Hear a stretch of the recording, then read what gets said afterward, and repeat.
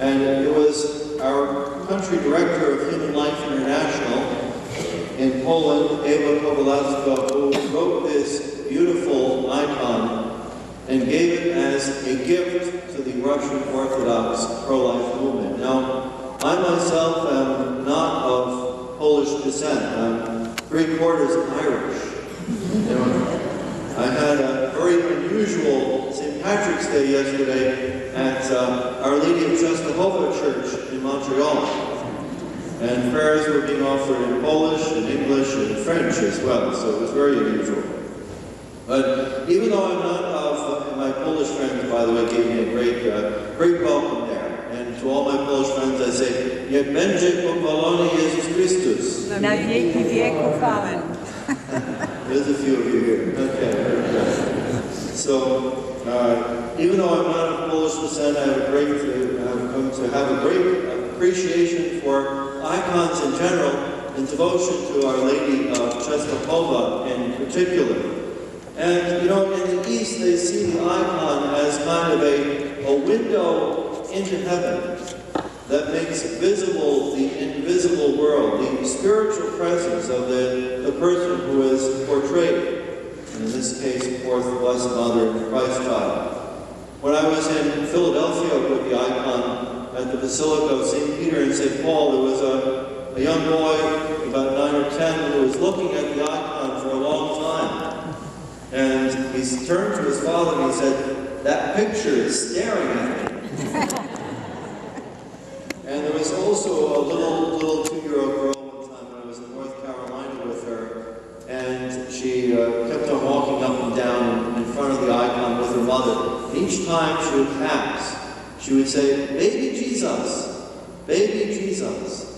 And I think that is why St. John Damascene, who was the defender of icons in the 8th century against the iconoclasts who didn't believe in them and were destroying them, you know, he said, just as we hear with our physical ears and we come to faith, so also when we see a beautiful icon, our hearts and minds are raised to spiritual contemplation.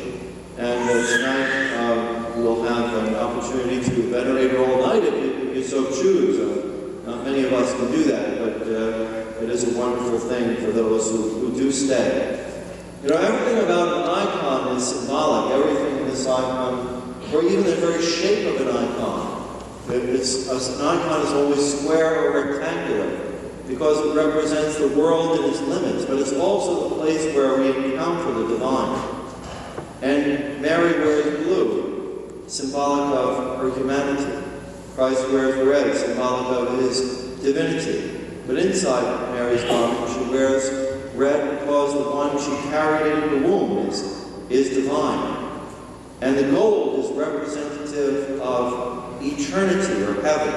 And so the gold is shining through their clothing. They've overcome sin and death. The icon always represents a resurrected or transfigured figure. So it represents to us the glory that all of us are meant to share. Blessed Pope John Paul II will be canonized shortly on the Feast of Divine Mercy that he instituted. He said that every human being is a manifestation of God, a sign of his presence, and a trace of his glory. And that is why human life is so sacred, because we are made in the image and likeness of God. We are in a special relationship with God throughout our lives, and we're destined to share eternal glory with him in heaven. And Mary is the one who shows us the way. She points to her son in the icon. It's a special type of icon called polygytria. And she points the way to Jesus, her divine Son, who blesses us.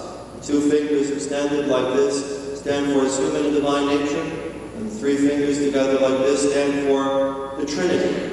One God, yet 3 divine persons that share that one divine nature. And around Christ's halo are 3 Greek letters which stand for the one who is, meaning that Christ is God himself. Now, Eva gave gave this gift as he gave this icon as a gift to the Russian Orthodox pro-life movement. The Russians had the idea of taking the icon from ocean to ocean, from the Pacific coast of Russia all the way to the Atlantic coast of Portugal, and that is what they did. But before that happened, first the Archbishop of Czestochowa blessed this icon. The icon was touched to the original icon of Our Lady of Czestochowa, and then an act of entrustment also was made to the Blessed Virgin Mary of the civilization of the culture of life and love into the hands of the Blessed Virgin Mary. Then she made her way to Vladivostok and across Russia, across Siberia where there were hardly any roads, to Moscow, Belarus, Ukraine, Latvia, Lithuania, Poland, Czech Republic, Slovakia, Hungary, Romania. Altogether it went through 24 different countries, arriving in Portugal, and then came to the United States in August, and just last night came to Canada. So Canada marks the 26th country that Our Lady has visited on her journey for the defense of human life. You know, as this icon traveled through Russia, women came up to this icon who had had abortions, and it's very common, unfortunately, in Russia. They came out spontaneously confessing sins of past abortions. So Our Lady